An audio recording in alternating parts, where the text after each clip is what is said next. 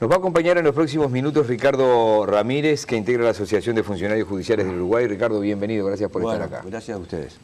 La Asociación de Funcionarios viene movilizada por una serie de reivindicaciones, pero como no le faltaba nada al gremio, agregaron una nueva movilización que tiene que ver con el reclamo de aumento presupuestal, en sintonía, podríamos decir, con el presupuesto elevado por la Suprema Corte de Justicia y no contemplado en el presupuesto mandado por el Poder Ejecutivo.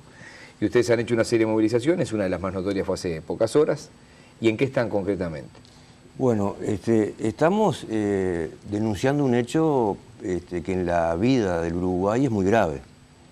Es la primera vez en la historia del Uruguay que el Poder Ejecutivo no envía un solo artículo considerando a un poder del Estado, el Poder Judicial. Y nosotros entendemos que más allá de los reclamos salariales, el Uruguay está en un problema grave en la medida que hay un desequilibrio en tres poderes del Estado. Hay un poder del Estado, que es el Poder Judicial, que no ha sido considerado, que congela su presupuesto por 5 años y que eso va a tener consecuencias graves para la ciudadanía del Uruguay. Nosotros estamos tratando que el Uruguay, la gente entienda lo grave que esto es, en la medida que va a afectar en lo inmediato el posible acceso de la gente a la justicia.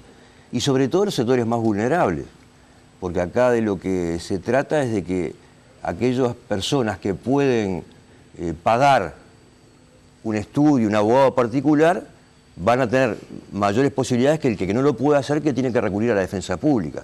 En la medida que van menos defensores, la infraestructura y todo lo que rodea el acceso a la justicia va a estar retaseado, esto es grave. Y además hay algunos otros artículos que el Poder Ejecutivo envió que nosotros pensamos que son más graves aún porque está discriminando entre trabajadores públicos y privados. ¿Ustedes llegaron a reunirse en diputados cuando estuvo en diputados con la comisión o no? Sí, nosotros nos reunimos con cerca de 30 legisladores, nos reunimos con la bancada de la fuerza de gobierno, nos reunimos con la bancada de los partidos de oposición. ¿Y la fuerza de la bancada de oficialista qué dice? Bueno, en las reuniones personales que tuvimos con los legisladores, más de un legislador reconoció que era grave la situación. Tampoco algún legislador ni siquiera tenía claro que no se había mandado un solo artículo, ni un solo, es la primera vez, vuelvo a repetir, que cuando se lee el presupuesto del Poder Ejecutivo, el inciso 16, que es Poder Judicial, no existe. O sea, que el Poder Judicial no existe para la consideración del Poder Ejecutivo. Varios legisladores en las conversaciones personales nos manifestaron su preocupación, su voluntad de cambiar cosas, pero cuando llegó el plenario y la votación, se alinearon con el mensaje del Poder Ejecutivo y no votaron ni una sola de las propuestas, salvo una propuesta al final que se votó que tiene que ver con el pasaje del registro civil, que el Poder Judicial lo hace en el interior, nosotros somos los que hacemos la tarea del registro civil para el 2019, pero el resto nada, y nosotros pensamos que esto es muy grave. El otro día yo manejaba un artículo que es el 677, que es el que habla sobre los juicios laborales contra el Estado, en donde en definitiva uno puede hacer el juicio, pero a la hora de cobrar, ¿cuándo va a cobrar? No tengo idea, porque es a la próxima rendición de cuentas. ¿Cómo lo valoran ustedes eso? Sí, ese artículo que se votó en la Cámara de Diputados ahora es el 713. Ahora cambió. Ahora es el 713. El 713, sí. Yo no soy jurista, soy un ciudadano común, un trabajador judicial, pero solamente leerlo, primero me da vergüenza que una fuerza política como la que está en el gobierno mande un artículo de ese tipo. En segundo lugar, que es absolutamente anticonstitucional, y yo voy a explicar por qué. Y en tercer lugar, que hace una discriminación. En primer lugar, plantea que los trabajadores públicos, del 02 al 27, al 29, al 34, todos públicos, municipales, de empresas públicas, en la medida que tengan un juicio por un crédito salarial, solo salarial, de origen salarial, ahora, si el juez dicta sentencia, a los 45 días se le debe pagar. O a partir de este artículo, el juez dicta sentencia, le tiene que comunicar al Ministerio de Economía, dentro de 10 días, el Ministerio de Economía tiene que ver la previsión de ese gasto, si lo incluye en la próxima rendición o presupuesto, si lo incluye, después debe ser aprobado, y después de ser aprobado se le pagaría. Estamos hablando de debería, lo debe considerar, la previsión del gasto, lo debe aprobar. Si todo esto Pagarlo tiene que pagar. Pagarlo, ¿por qué? Bueno, porque si no lo aprueba, puede no pagarlo. el Parlamento puede no pagarlo. Es una Muy bien, sentencia judicial. exactamente, no, esa es la lógica, eso claro. es pero además, voy a repetir, es solamente con créditos salariales, quiere decir, no es para un proveedor. Un proveedor podrá cobrar, un trabajador no. Pero además es para los públicos, no es para los privados. Quiere decir que nosotros estamos haciendo una diferencia entre el trabajador público y privado. El artículo 8 de la Constitución dice que somos todos iguales ante la ley. Por lo tanto, acá hay una diferencia, ya no somos iguales. Porque si a los trabajadores privados van a seguir en el mismo sistema de que se le pagará a los 45 días, a los públicos no. Entonces, esto se...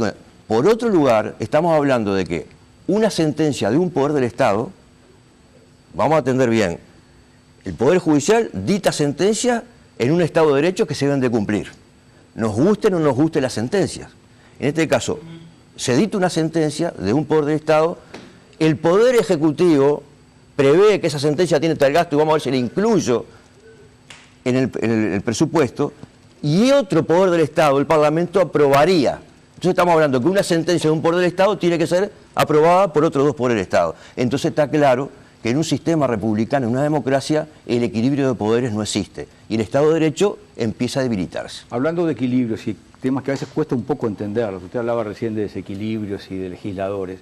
Un legislador planteó aquí en la mesa donde está usted sentado que los integrantes de la Suprema Corte de Justicia son los que ganan más en este país en la actividad pública, más que el presidente, más que el senador.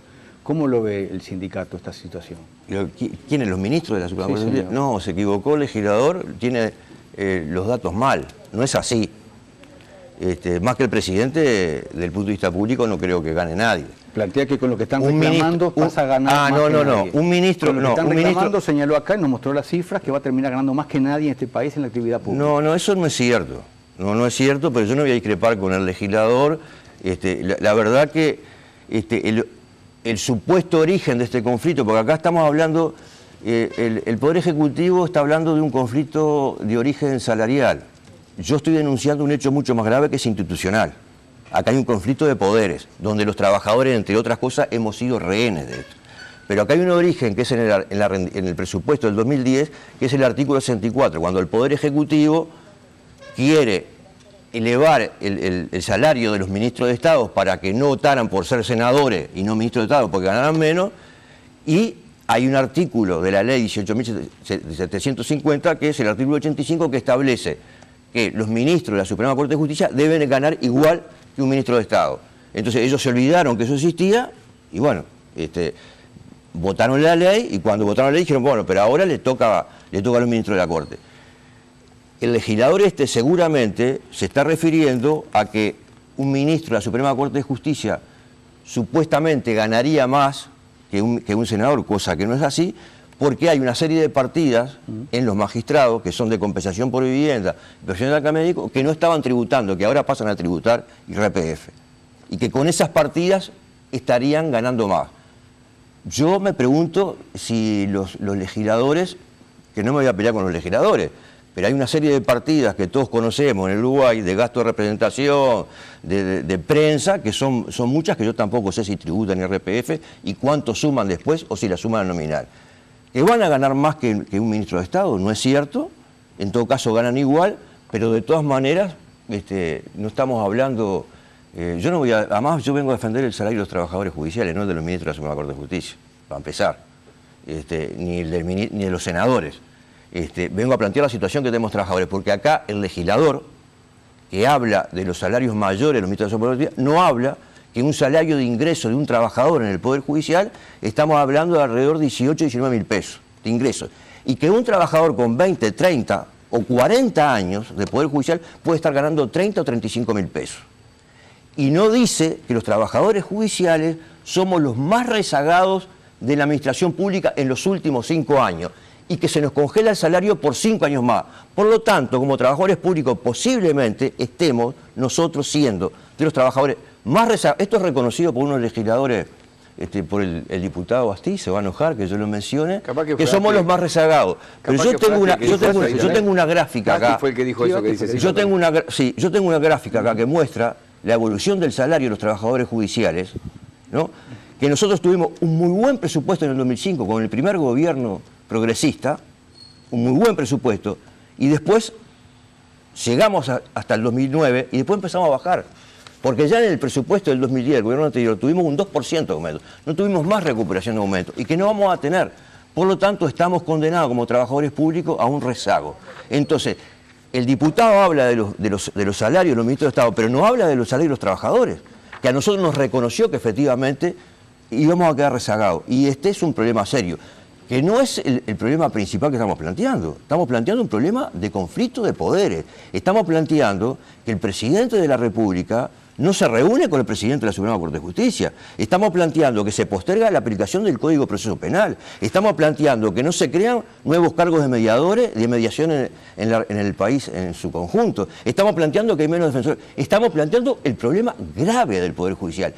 Y el legislador centra el problema en un problema de dinero. No es un problema de pesos. Es mucho más grave que un problema de pesos.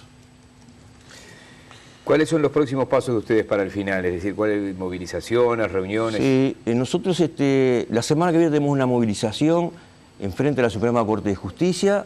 Vamos a empezar a oscurecer los edificios con sombra negra para mostrar el oscurecimiento que está pasando en el Poder Judicial. Empezamos a discutir la ocupación de las sedes judiciales en todo el país. Vamos a tener un plenario de delegados en los primeros días de noviembre. ¿Pero eso les dura cuánto? ¿2 minutos? No sé. Si dura 2 minutos o dura más tiempo. Nosotros vamos a empezar a discutir la posibilidad de que esto sea una realidad. Lo que nosotros queremos es, en primer lugar, que la ciudadanía sepa que lo que pasa, porque además también, quiero decirlo, ¿no? Salvo la movilización que tuvimos ayer, nosotros optamos en la etapa de diputados a hablar con los legisladores, de hacer propaganda. Es como, en el país parece como que no existiera el Poder Judicial. Porque que el Poder Judicial tenga un presupuesto cero está afectando a todos nosotros, a todos ustedes, a la ciudadanía. Parece que el ciudadano solamente piensa en la justicia cuando le pasa algo. O sea, cuando tiene un incidente, cuando tiene un problema laboral, cuando tiene un problema de violencia doméstica. Sí, o alguno más grave, ¿no? O alguno más grave. Pero el problema es que la justicia es un derecho humano fundamental y no se puede congelar el presupuesto del Poder Judicial. Entonces, nosotros estamos dispuestos con nuestra movilización a que la gente entienda esto y a tratar de que en el Senado los senadores reviertan una situación grave en el Poder Judicial. Por eso vamos a empezar a discutir... ¿Y de qué volumen de dinero se debería hablar para que fuera... O sea, si ustedes hubieran recibido un presupuesto que los hubiera tenido en cuenta. Yo entiendo la gravedad de que no aparezcan ni siquiera en el presupuesto, pero vayamos a la idea de que aparecen. ¿De qué presupuesto estamos hablando? ¿Qué es? Ahí está, muy bien. El presupuesto histórico del Poder Judicial ha sido el 1,2% de todo el presupuesto, ¿verdad? El 1,2% de todo el presupuesto. A partir de este presupuesto, dentro de un par de años va a pasar a ser el 0,80%, el 0,8%.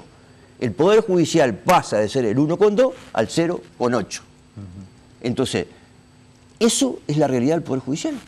Entonces, por ejemplo, nosotros tenemos reivindicaciones como trabajadores, estamos hablando de cientos de millones de pesos. No estamos hablando ni siquiera de 500 millones. Por ejemplo, hay una reivindicación que tiene que ver con una partida especial por alimentación que son 1.200 pesos. Te están hablando de 20 millones de dólares, por ejemplo. No. Esa partida, por ejemplo, yo voy a hablar de esa partida, que son 1.200 pesos de aumento para 5 años, para adelante, 1.200 pesos de aumento. Cuando venimos el 2010 sin nada, estamos hablando de 70 millones de pesos. 70 millones de pesos son 2 millones de dólares, ¿verdad? Una partida. Entonces, por supuesto nosotros reivindicamos más, pero claro que reivindicamos más que esa partida, pero lo que estamos hablando es de que los montos, nosotros somos 5.000 trabajadores en total, contando magistrados, profesionales y trabajadores. Entonces, los montos de las remuneraciones o de los gastos de inversiones no son montos extraordinarios. Seguramente el presupuesto del Parlamento es mayor que el del Poder Judicial, seguramente. Ricardo, le agradecemos mucho. No sé si Sí. los libros los traía para algo. en Sí, especial. claro. Yo, primero porque... Porque digo, capaz que pensé los va a usar en algo. digo. No, claro, primero porque quiero destacar que el programa se haya hecho eco de una situación grave. Capaz, no sé si me equivoco, pero creo que es el primer programa que aparecemos en televisión. Es el Día del Periodista y nosotros queríamos traerle un presente. Nosotros tenemos un centro de investigación, el CIEG, y de estudio de nuestro sindicato, que ya tiene muchos años, que publica regularmente una revista, dos espacios abiertos por año, ya lleva 10 años, y además publica libros. Digamos, esto para demostrar que un sindicato, nuestro sindicato, como otros muchos sindicatos, no solamente nos preocupamos por los problemas de salario. También tenemos publicaciones que apuntan a plantear temas como el sistema penitenciario, el tema del Código Penal, perspectiva de género en la justicia uruguaya.